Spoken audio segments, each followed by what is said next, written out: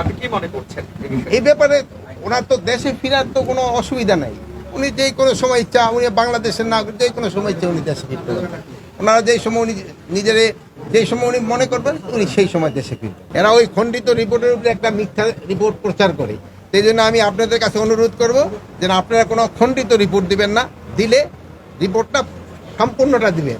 আমি যে কথাটা বলি ওইটা সম্পূর্ণটা বলবেন। আর এটা কি আপনারা রাজি আমার সাথে নাকি? কোনো সময় আর খণ্ডিত রিপোর্ট দিবেন না তো? দিবেন না। 2 নাম্বার হলো এখানে পলিথিনের ব্যাপারে আপনাকে লোকজনকে একটু সচেতন করতে হবে। পলিথিনের ব্যবহারটা যেন কোনো অবস্থায় না হয়, এই ব্যাপারে আপনাকে জনগণকে সচেতন করতে হবে। আর 3 নাম্বারে যে আপনাকে কাছে আমি মাছ বিতরণ করলাম, ভাইয়ের আবার অনেকে পকেটে রেখে দিছে, এটা পকেটে না, এটা নাকে রাখতে হবে, বুঝতে, নাক মুখে। যেহেতু এই যে স্বাস্থ্য, এই জন্য আপনাকে একটু সচেতন সবাইকে করতে হবে, সবাই যেন মাস্ক ব্যবহার করে।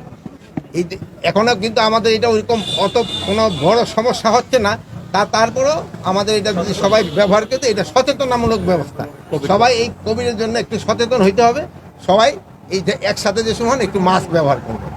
এখন আপনাকে যদি কোনো প্রশ্ন থাকে, এই আপনাকে অনুরোধ হলো এই রিপোর্টটা, এইটা মাস্ক ব্যবহারটার সম্বন্ধে বলবেন।